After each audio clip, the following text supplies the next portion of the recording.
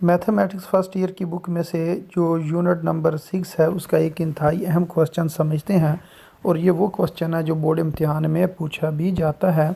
तो ये क्वेश्चन कुछ इस तरीके से है कि if 1/a, 1/b and 1/c are in geometric progression, show that common ratio is plus minus square root a divided by c। तो इस चीज़ को हमने ये प्रूव करना है कि अगर ये हमारे पास 1/a, 1/b और 1/c किसके अंदर हों, ज्योमेट्रिक प्रोग्रेशन के अंदर ये लिखी गई हों, तो फिर आपने कॉमन जो रेशो है जो आर होती है, जो कॉमन रेशो जिसको आर कहते हैं, उसका ये आंसर आना चाहिए कि प्लस माइनस के रूट और उसके अंदर क्या लिखा हो, a डिवाइडेड बाय c लिखा हो। तो ज्योमेट्रिक प्रोग्रेशन होती क्या है, सबसे पहले ये मैं आपको बता दूं कि ज्योमेट्रिक प्रोग्रेशन क्या होती है। मसलन अगर हमारे पास कोई नंबर लिखा हुआ है, मैं कहता हूँ इस जगह पर लिखा हुआ है 2, तो अगर आप इससे जो नेक्स्ट नंबर लिखना चाहें वो ऐसा होना चाहिए कि इस 2 को आपने किसी एक नंबर से मल्टीप्लाई करना है। मसलन मैं 2 को अगर 3 से मल्टीप्लाई करता हूँ, तो 2 को 3 से मल्टीप्लाई किया तो कितना बन गया, 6 बन गया। अब इसको दोबारा हमने 3 से मल्टीप्लाई करना है। अगर इसको मैं दोबारा 3 से मल्टीप्लाई करूं तो ये कितना बन जाएगा, 18 बन जाएगा।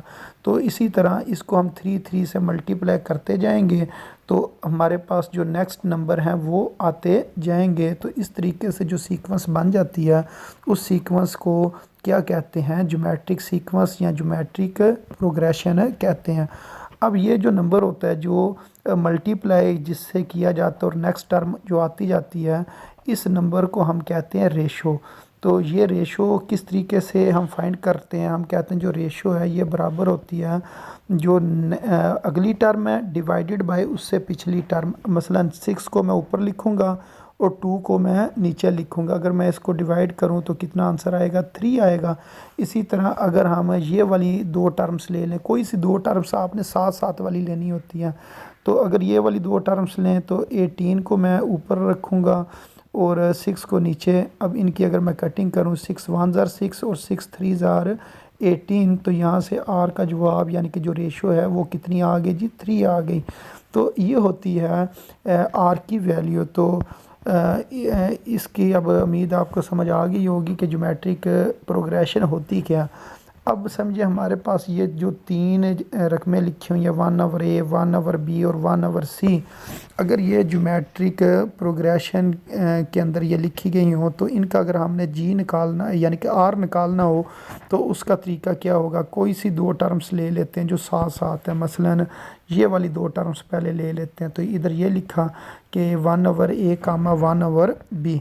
अब इसका आर निकालने का तरीका ये है कि आपने कहना है आर यानी कि जो रेशो है वो बराबर है अगली टर्म डिवाइडेड बाय उससे पिछली टर्म। ये जो 1/b है इसको ऊपर लिखेंगे और 1/a को नीचे लिख लेंगे।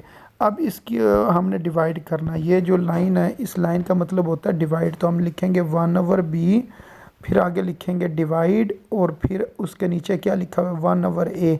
तो 1/a को हम उससे आगे लिख लेंगे।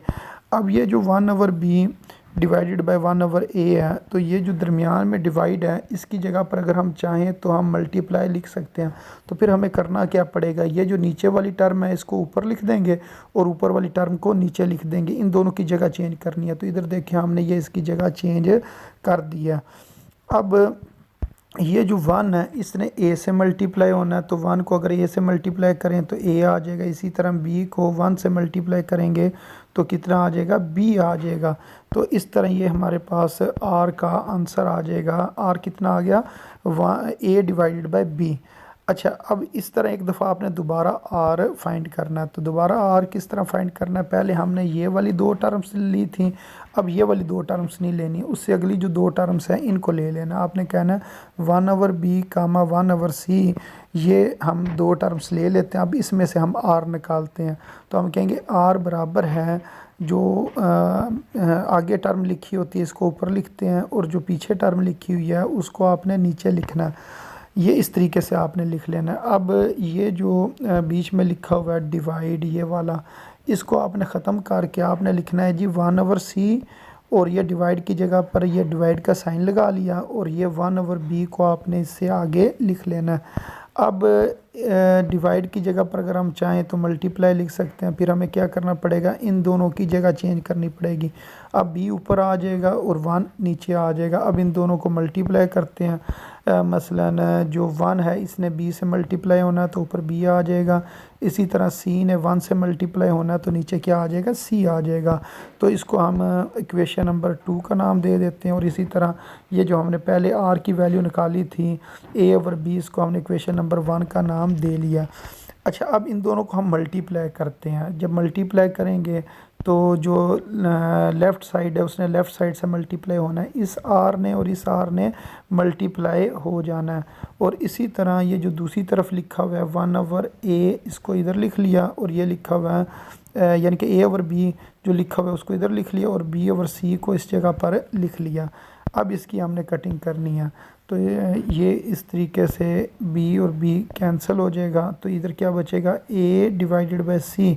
तो इधर हमने लिख लिया a/c और r ने r से मल्टीप्लाई होना तो क्या हो जाएगा, r² हो जाएगा।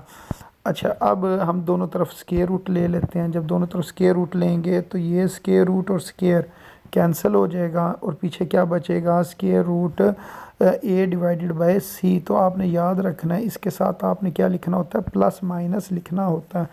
तो जब दोनों तरफ स्क्वायर रूट लेते हैं और एक साइड का स्क्वायर रूट ख़त्म हो जाए तो फिर याद रखना है कि आपने दूसरी तरफ क्या लिखना होता है, प्लस माइनस लिखना होता है। अच्छा, इसकी वजह क्या होती है प्लस माइनस लिखने की, वो भी मैं आपको बता देता हूँ। मसलन अगर यूँ लिखा हो कि +-2 का स्क्वायर, +-2 का स्क्वायर, तो दोनों का जवाब कितना होता है, +2 का स्क्वायर करें वो भी 4 होता है, -2 का स्क्वायर करें तो उसका मतलब है -2 को 2 टाइम्स मल्टीप्लाई किया तो उसका भी जवाब कितना आ जाता है, 4 आ जाता है।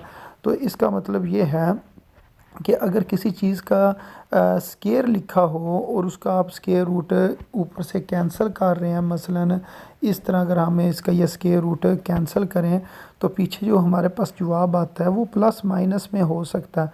तो प्लस में भी हो सकता है और माइनस में भी हो सकता है। तो इस वजह से ये जो हम लिखते हैं साथ प्लस माइनस, इसको लिखने की ये वजह होती है जो अभी मैंने आपको बताई है। तो इस तरह आपने जो कॉमन रेशो है वो फाइंड कर ली, वो किसके बराबर निकली, प्लस माइनस के रूट a/c के वो बराबर आ गई है। तो उम्मीद है आपको इस क्वेश्चन की समझ आ गई होगी।